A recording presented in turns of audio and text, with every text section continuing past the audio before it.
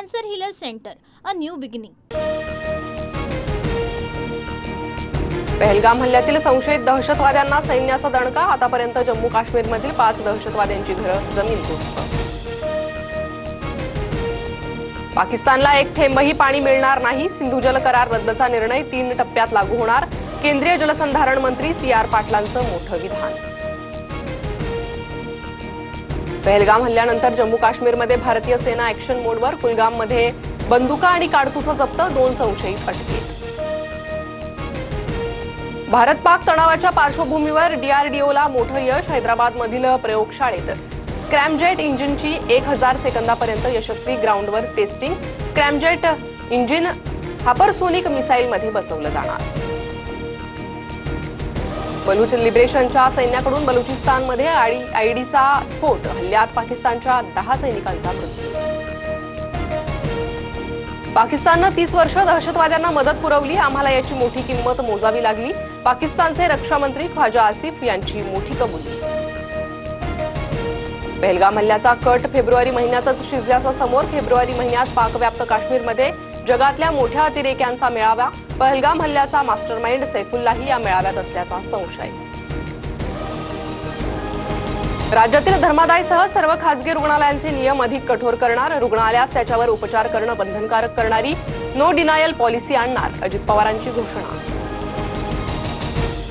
पहलगाम हल्ल्यावरून महाविकास आघाडीत मतभेद। गृहमंत्री अमित शहांनी राजीनामा द्यावा, राऊतांची मागणी। तर आता दहशतवाद्यांना शोधणं महत्त्वाचं, कुणाला काढा असं मी बोलणार नाही, शरद पवारांचं वक्तव्य।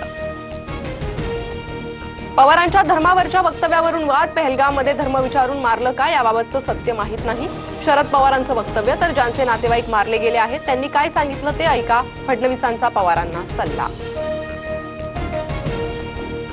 ठाकरेंची शिवसेना देशाचा इतिहास विसरली असं दुःख। दहशतवादी हल्ला झालेला असताना ठाकरेंच्या शिवसेनेकडून मूर्खासारखी वक्तव्य।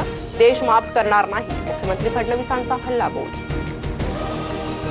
पहलगाम हल्ल्यानंतर काहीतरी मोठं घडणार असल्याचे संकेत। उत्तर काश्मीरमध्ये भारतीय राफेल विमानांच्या रात्रभर घिरट्या। लष्कर प्रमुखांकडूनही नियंत्रण रेषेवरील परिस्थितीचा आढावा। आदिलशहाच्या कुटुंबियांना उपमुख्यमंत्री शिंदेंकडून 5 लाख रुपयांची मदत सुपूर्द। एकनाथ शिंदे आदिलशहाच्या कुटुंबियांना घरही बांधून देणार। पहलगाममध्ये पर्यटकांना वाचवताना आदिलशहाचा मृत्यू। 2034 पर्यंत देवेंद्र फडणवीस महाराष्ट्राचे मुख्यमंत्री राहतील। भाजप नेते चंद्रशेखर बावनकुळेंचं वक्तव्य। तर बावनकुळेंच्या वक्तव्यावर बोलताना उपमुख्यमंत्री शिंदेंनी शुभेच्छा म्हणत हात जोडले। मुंबई विमानतळ परिसरातील शिवरायांचा पुतळा अडथळा म्हणून घोषित। फनेल झोनमध्ये विमान उड्डाणाला अडथळा ठरणाऱ्या वास्तू आणि बांधकामाच्या DGCAच्या यादीत पुतळ्याचा समावेश। एल्फिन्स्टन ब्रिज तोडकामाला 2 दिवसांची स्थगिती। नागरिकांकडून तुर्तास आंदोलन मागे। सोमवारी चर्चेसाठी बैठक आयोजित करण्याची MMRDAच्या अधिकाऱ्यांची मागणी।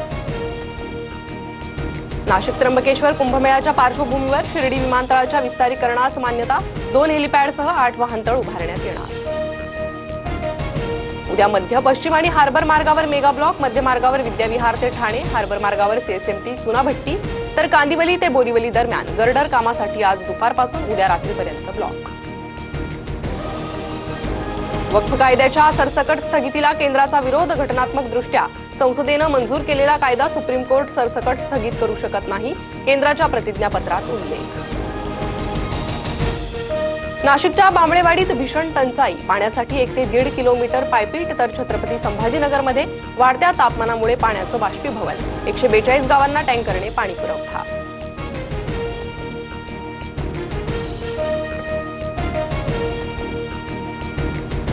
राज्यभरात आज हलक्या पावसाचा अंदाज। कोकण, मध्य महाराष्ट्र, मराठवाडा आणि विदर्भात तुरळक पावसाचा अंदाज।